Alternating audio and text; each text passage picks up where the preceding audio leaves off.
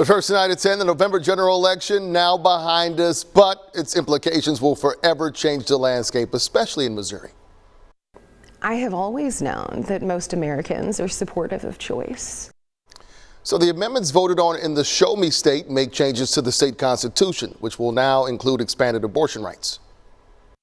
Missouri's yes on Amendment 3 was historic. In an era that's post-repeal of Roe v. Wade, this means that women in Missouri could soon choose whether they want to have an abortion.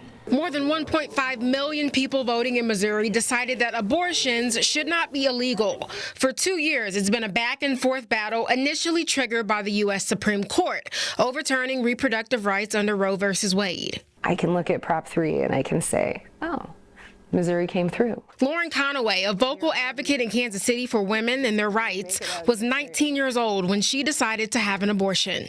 Whenever this topic comes up, I get a call, at least one. And it's not because I'm particularly articulate. It's not because I hold legal knowledge. It's because I'm one of few people who's willing to go on camera and say, hey, not only did I exercise my right to choose at one point, but it made my life better. While Conaway questioned some decisions made in this election, she expected Missourians would make this choice. I think I was actually vindicated, believing that people believe human beings deserve agency and autonomy and privacy. The passage of Amendment 3 didn't close the door on abortion restrictions. It opened an opportunity for Planned Parenthood to petition a court to remove laws that ban abortion in Missouri.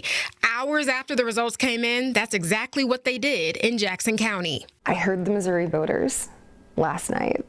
But to Conaway, these freedoms shouldn't be anyone else's choice. We need to get to the point where this will never be a question again. Planned Parenthood said that abortion services in Missouri could resume as early as the beginning of December. But following that petition they filed, a judge must first invalidate the state's abortion ban and any legal provisions that regulate it.